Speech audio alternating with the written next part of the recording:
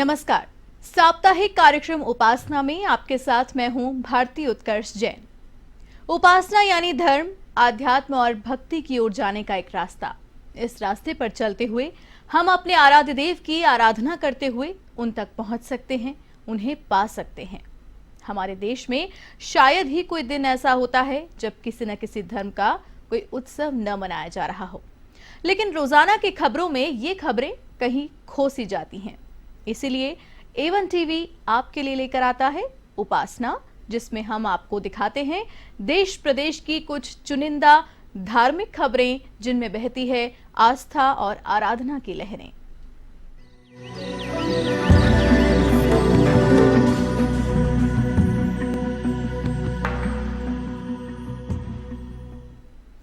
तो आइए शुरू करते हैं उपासना और देखते हैं भक्ति तरंग, जिसमें होगी हर धर्म हर मजहब से जुड़ी खबरें।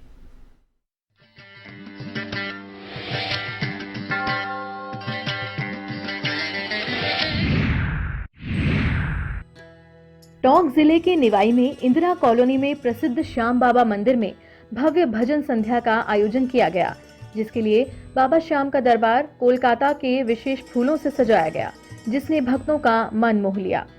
कार्यक्रम में कोलकाता के सौरभ शर्मा समेत अन्य स्थानीय कलाकारों ने बाबा श्याम के भजनों से समा बांधा। श्याम रंग बिरंगे भक्तों ने भजनों पर जमकर नृत्य किया और श्याम बाबा के जयकारे लगाए, जिसके बाद श्याम बाबा की महाआरती का आयोजन हुआ।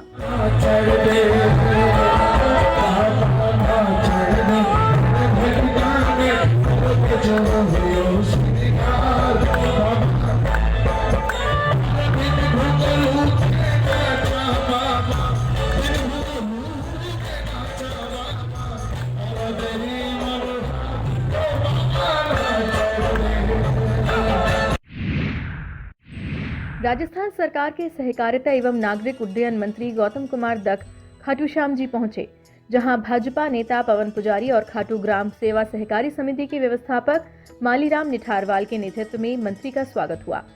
राज्य मंत्री को श्री श्याम मंदिर कमेटी के अध्यक्ष प्रताप सिंह चौहान ने बाबा श्याम के दर्शन करवाकर पूजा अर्चना करवाई। इस दौरान भाजपा मंडल अध्यक्ष केदार मलजांगिर, बलराम चौधरी, सहकारी बैंक के MD योगेश शर्मा, अधिशासी अधिकारी इकराम खोखर समेत अन्य गणमान्य लोग उपस्थित रहे। तो वहीं उपखंड अधिकारी गोविंद सिंह भीचर ने राज्य मंत्री की अगवानी की।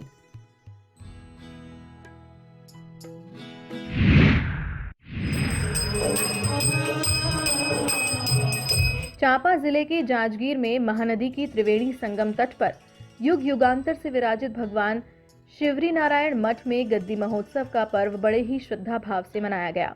महामंडलेश्वर राजेश्री महंत राम सुंदर दास जी महाराज रायपुर से शिवरी नारायण मठ पहुंचे, जहां मठ मंदिर के उपरोहित राजू शर्मा और उनके सहयोगियों ने वैदिक मंत्रोच्चारण के साथ पूजा अर्चना कर कार्य संपन्न कराया।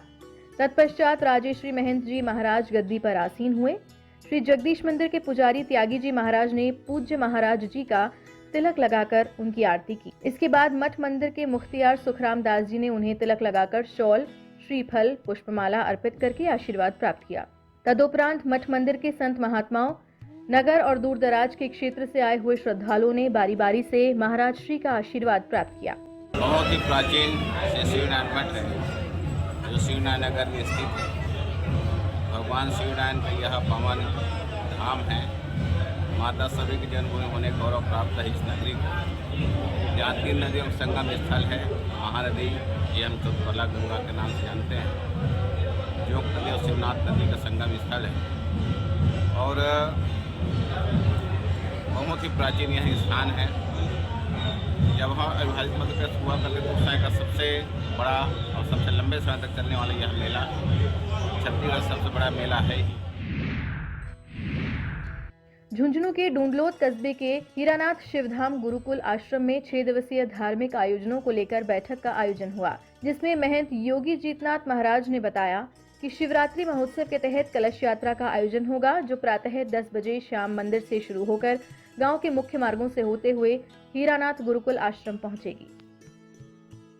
हर साल शिवरात्रि महोत्सव के उपलक्ष्य में यहाँ हीरानाथ शिवधाम आश्रम में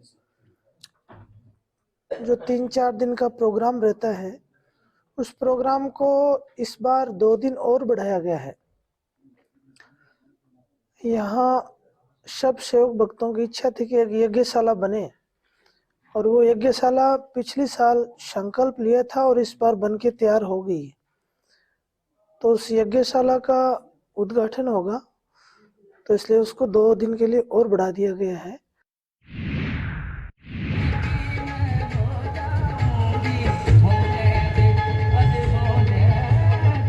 श्री साई गंगा सेवा समिति ने ऋषिकेश में भव्य साई पालकी का आयोजन किया। साई बाबा की पालकी के दर्शनों के लिए श्रद्धालुओं की भीड़ जगह जगह उमड़ती नजर आई। श्रद्धालुओं ने बाबा की पालकी पर पुष्प वर्षा करके स्वागत किया। इस दौरान बाबा के भजनों पर श्रद्धालु नाचते हुए दिखाई दिए। बाबा की पालकी साई घाट से शुरू होकर शहर के विभिन्न मार्गों से होते हुए त्रिवेणी घाट पहुंची। श्री साई गंगा सेवा समिति के सदस्य राहुल और विक्की ने बताया कि पालकी के साई घाट पर बाबा का भंडारा प्रसाद के रूप में वितरित किया गया।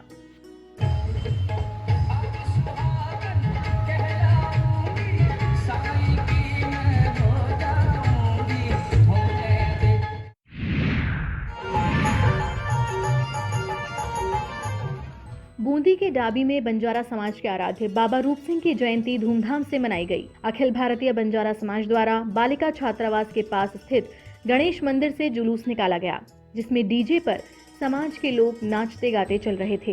इस दौरान कोटा से आए अखाड़ा बाजों ने लोडर के सहारे बंधी रस्सी पर जिम्नास्टिक और मलखम के करतब दिखाए। जुलूस चमन चौराहे से होता हुआ बाबा रामदेव जी के मंदिर पहुंचा, जहां समाज के लोगों को सम्मानित करने के बाद समापन किया गया।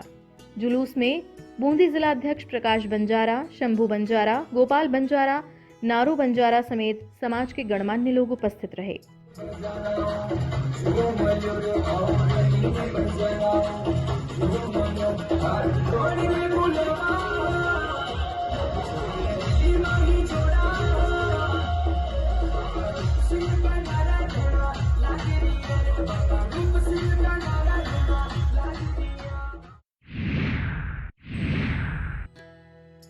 राजसमंद जिले के राज्यावास कस्बे के रेगर समाज द्वारा नवनिर्मित बाबा रामदेव जी की प्राण प्रतिष्ठा महोत्सव के कार्यक्रम शुरू किए गए।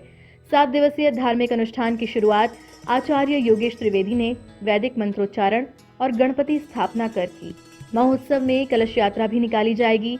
अभिजीत मुहूर्त में सूरजकुंड धाम के संत अवधेशानंद महाराज, पंडित योगेश त्रिवेदी और रेगर समाज द्वारा मंदिर के गर्भगृह में बाबा रामदेव जी की प्राण प्रतिष्ठा की जाएगी। तो वहीं कार्यक्रम को लेकर मंदिर को लाइटों और गर्भगृह को रंग बिरंगे कांच से सजाया गया है। ग्राम इराई कला में द्वापर युग के अर्धनारीश्वर स्वयंभू महादेव विराजमान हैं, जो शिव और शक्ति के रूप में 2 भाग में विराजित हैं। स्थानीय लोगों का कहना है कि शिवलिंग जमीन के अंदर भी लगभग 5 से 6 फीट नीचे है और जमीन के अंदर से ही 2 भागों में विभक्त होते हुए शिवलिंग की आकृति में स्थापित है। ग्रामवासियों ने कुछ दिन पहले ही मंदिर का जीर्णोद्धार कराया है। स्थानीय लोगों का कहना है कि दिन प्रतिदिन शिवलिंग की आकृति बढ़ रही है और मंदिर को लेकर लोगों की श्रद्धा और विश्वास भी लगातार बढ़ता जा रहा है।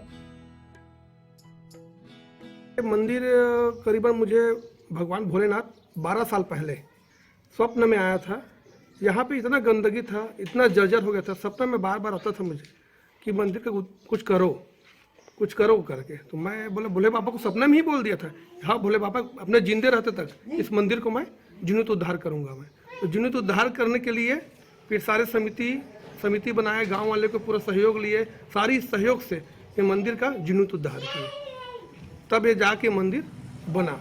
और ये अर्धपति अर्धनागेश्वर शिव और पार्वती दोनों का रूप है। अजमेर के केसरगंज गोल चक्कर स्थित आदिनाथ मार्ग पर आचार्य विद्यासागर जी महाराज के संलेखना पूर्वक समाधि होने पर विनयांजलि सभा का आयोजन किया गया, जिसमें जिले के जैन समाज के बंधु शामिल हुए। आपको बता दें, जैन समाज के सबसे बड़े संत, युग पुरुष, युग दृष्टा आचार्य भगवान श्री विद्यासागर जी महामुनिराज का समाधि मरण 18 फरवरी को डोंगरगढ़ छत्तीसगढ़ में हो गया था, जिसे लेकर सकल जैन समाज ने सैकड़ों की तादाद में एक साथ होकर आचार्य विद्यासागर जी महाराज को विनयांजलि अर्पित की।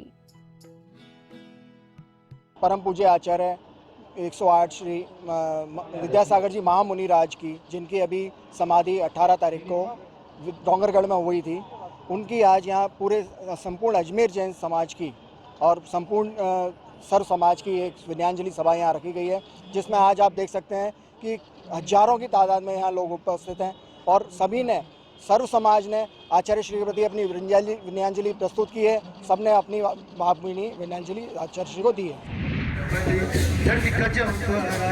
आज इस प्रतिमा का होना है उद्घाटन, लोग आए हैं बड़े। डीग के कामा में सर्व समाज के लोगों ने जैनाचार्य सुनील सागर महाराज का भव्य स्वागत किया। आचार्य सुनील सागर महाराज संघ के स्वागत के लिए संपूर्ण कामा उनके स्वागत में पलक पावड़े बिछाकर उमड़ा। अक्खड़वाड़ी तिराहे पर राष्ट्रीय स्वयंसेवक संघ द्वारा बृहद पुष्प वर्षा की गई, तो आदर्श विद्या मंदिर के छात्र छात्राओं ने दिव्य घोष के साथ सैकड़ों कार्यकर्ताओं ने नगर में प्रवेश करवाया। कामा नगर में प्रथम बार पंच कल्याणक रथ यात्रा पर पैराशूट से पुष्प वर्षा हुई, तो लोगों ने कौतूहल से देखा। पंच कल्याणक प्रतिष्ठा महोत्सव का शुभारंभ रथ यात्रा और घट यात्रा के साथ हुआ। पंच कल्याणक प्रतिष्ठा महोत्सव का शुभारंभ ज्ञानचंद राकेश कुमार, अशोक कुमार जैन फिरोजपुर वालों ने ध्वजारोहण के साथ किया, तो वहीं पंडाल उद्घाटन सुभाष चंद्र, विनोद कुमार, सचिन जैन, दीपक जैन बिजली वाले परिवार द्वारा किया गया।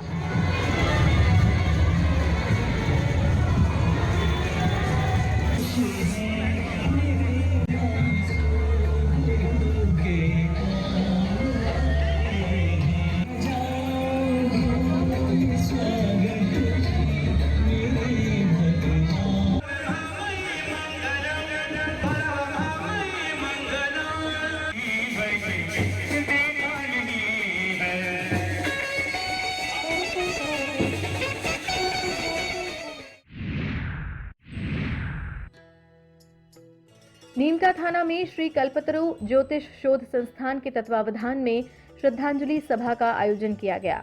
अभिनव शंकर धर्म सम्राट यति चक्र चूड़ामणि स्वामी करपात्री महाराज के 42वें निर्वाण दिवस पर सभा का आयोजन किया गया। संस्थान के पंडित हनुमान प्रसाद जोशी और धर्म संघ विश्वविद्यालय गुरुकुल चूरू के पंडित हरिकिशन भेड़ा की अध्यक्षता में संपन्न हुई। इस अवसर पर सभा व भंडारे का आयोजन भी किया गया। पंडित हरिशंकर भेड़ा ने उनके जीवन पर प्रकाश डालते हुए आशीर्वाद एवं धार्मिक अभ्युदय हेतु मार्गदर्शन प्रदान किया। आचार्य पंडित कौशल दत्त शर्मा गुरुजी मुख्य वक्ता के रूप में उपस्थित रहे एवं कार्यक्रम के सारस्वत अतिथि पूर्व आचार्य प्रोफेसर सुरेश शास्त्री रहे। शिक्षाविद पंडित कौशल दत्त शर्मा ने सनातन धर्म, संस्कृति और संस्कारों के प्रति निष्ठावान होने के लिए सभी को प्रेरित करते हुए वैदिक वांग्मय के अध्ययन के महत्व को उजागर किया।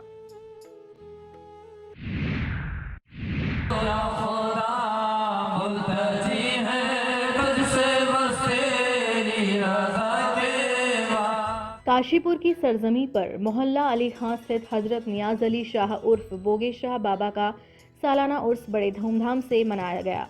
इस दौरान उर्स में दूर दराज से आए जायरीनों ने उर्स में शिरकत की। उर्स में कव्वालियों के प्रोग्राम के साथ चादर पोशी का भी एहतमाम किया गया। आपको बता दें कि यहाँ मान्यता है कि जो भी व्यक्ति बाबा के आस्थाने पर आकर सच्चे दिल से मुराद मांगे, बाबा उसको अवश्य पूरा करते हैं। उर्स के मौके पर जायरीनों और स्थानीय जनता के लिए बेहतरीन लंगर का इंतजाम भी कमेटी के द्वारा किया गया था। उर्स के समापन के दौरान कुल का एहतमाम किया गया। कुल शरीफ के बाद मुल्क के अमन चैन के लिए दुआएं भी मांगी गईं।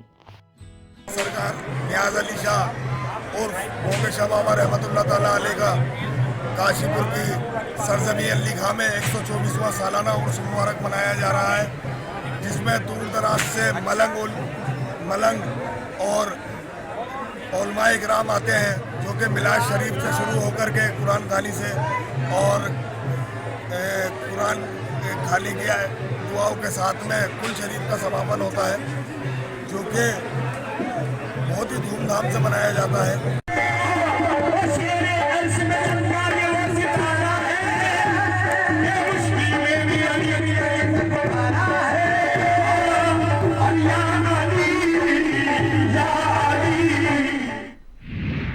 माँ दुर्गा के वैसे तो विभिन्न स्वरूप हैं और उनके विशेष स्वरूपों के कारण देश में उनके अनेकों प्रतिष्ठित मंदिर भी हैं, लेकिन जयपुर में कालकिया माता मंदिर लगभग 1100 साल पुराने इतिहास के कारण, अपनी मान्यताओं के कारण बेहद खास है, जिसके बारे में कहा जाता है कि यहाँ माँ दुर्गा और माँ काली, बहनों के रूप में अब भी निवास किया करती हैं।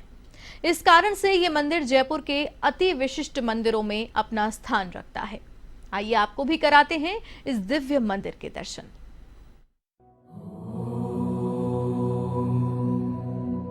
जयंती मंगला काली भद्रकाली कपालिनी दुर्गा क्षमा शिवा धात्री स्वाहा स्वधा नमोस्तुते। भगवती माता दुर्गा, जिन्हें आदि शक्ति, जगत जननी, जगदम्बा कहा जाता है, मां दुर्गा के 9 स्वरूपों की पूजा अर्चना की जाती है और हर स्वरूप की अपनी अपनी विशेषताएं होती है। माता की इन्हीं स्वरूपों में से मां दुर्गा की 7वीं शक्ति कालरात्रि, जिसे मां काली भी कहा जाता है, तमाम असुरी शक्तियां उनके उच्चारण से ही भयभीत होकर दूर भागने लगती हैं। यूं तो देश में मां काली के अनेकों मंदिर हैं, लेकिन एक ऐसा मंदिर जिसमें मां दुर्गा के 2 स्वरूप एक साथ विराजित हैं और माता कालक्या का ये मंदिर जयपुर स्थित झालाना लेपर्ड सफारी में विद्यमान है, जो मां बिंदायका देवी के नाम से प्रसिद्ध है। माँ दुर्गा के 9 स्वरूपों की हम पूजा अर्चना करते हैं। नवरात्र के दौरान हम उनकी पूजा अर्चना भी करते हैं और खास आयोजन भी करते हैं। और आज हम झालाना लेपर्ड स्थित माता कालक्या के मंदिर में आए हैं, जहाँ पर माता काली और माता दुर्गा दोनों के एक साथ आपको दर्शन होते हैं। एक माता दुर्गा के शक्ति का रौद्र रूप है तो दूसरा करुणामयी रूप है। हम इस मंदिर की विशेषता के बारे में जाने, इस मंदिर कितना प्राचीन है, क्या कुछ मान्यताएं हैं इस मंदिर के बारे में जाने, उससे पहले हम माता काली के और माता दुर्गा के दर्शन आपको करवा देते हैं। पहाड़ों के बीच बसा मां कालक्या का ये मंदिर 1071 साल पुराना है। दूर दराज के क्षेत्रों से लोग यहाँ दर्शनों को आते हैं। सबसे खास बात यह है कि इस मंदिर में मां काली 2 रूपों में, रौद्र और करुण रूप में भक्तों को दर्शन देती हैं। एक रौद्र रूप में है, एक शांत रूप में है। तो यहाँ आप देखते हैं ना, एक तो शांत लोग आते हैं जिसको बिल्कुल गुस्सा नहीं आता, एक ऐसे लोग आते हैं जो बहुत ज़्यादा गुस्से में होते हैं। तो ये मानव स्वभाव है। इसी तरह से ये 9 देवियों में से 2 बहनें जो यहाँ पर विराजमान है, ये यहाँ तालाब में थी। इन्होंने स्वप्न में दर्शन दिया। यहाँ के जो पुराने बुजुर्ग थे उनको 2 देवियाँ हमारे यहाँ बैठी हुई हैं और ये एक काली माता हैं, एक दुर्गा माता हैं। और ये जो है मंदिर काफ़ी पुराना, जिसको बोलते हैं कि जो जयपुर की बसावट थी उससे भी बहुत पुराना है। जयपुर तो सन 1728 में बसा। उससे पहले अम्बेर था, जिसको आज आप आमेर बोलते हो। उससे पहले भानगढ़, ठीक है ना, ये उससे भी पहले, यानी कि 1100 वर्ष का इतिहास तो हमारे इनके पास में इसका मौजूद है। मां दुर्गा के वाहन शेर की प्रतिमा मंदिर के द्वार पर लगी है। तो वहीं दिन भर मां दुर्गा के द्वार खुले रहते हैं। दिन भर भक्तों का तांता लगा रहता है और सुबह की आरती लेने के लिए भक्त बड़ी संख्या में मौजूद रहते हैं। लेकिन रात में माता के मंदिर में कोई भी नहीं रुकता। हालांकि नवरात्र में मंदिर के पट 24 घंटे खुले रहते हैं। छठ से नवमी तक मंदिर में मेला लगता है। इस दौरान रात्रि में जागरण भी होता है।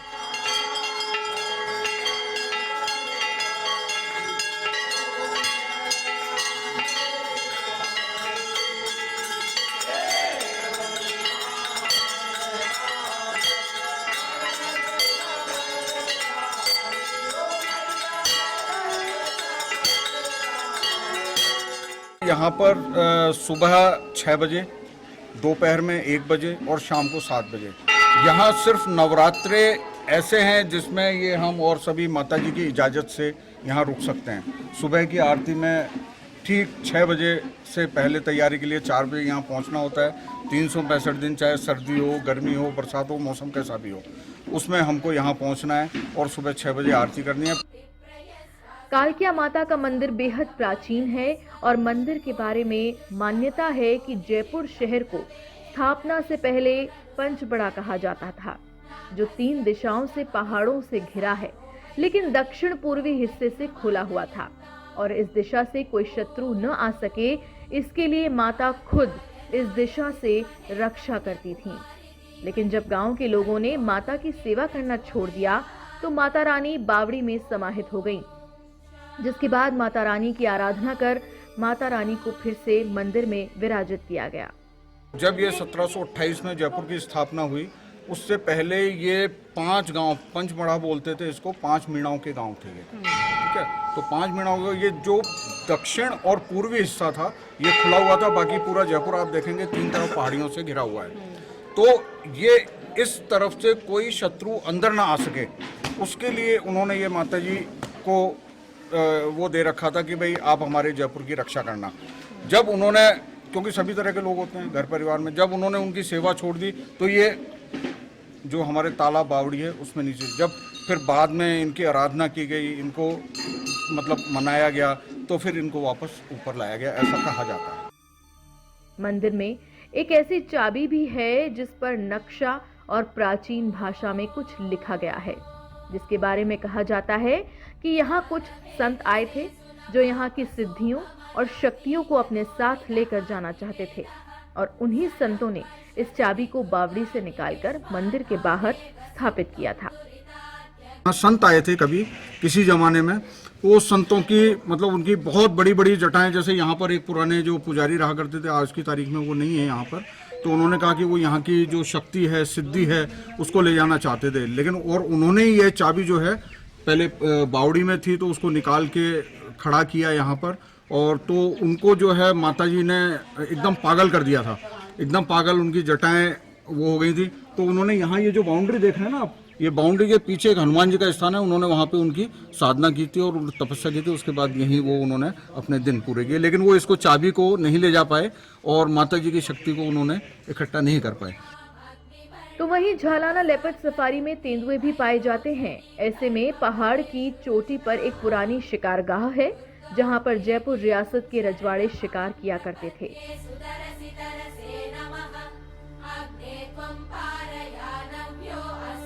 यहाँ पर एक झालाना, यहाँ रेस्ट हाउस बना हुआ है, जब आप जाएंगे बाहर देखेंगे, इस जंगल से बाहर निकल के वो उनका रेस्ट हाउस है।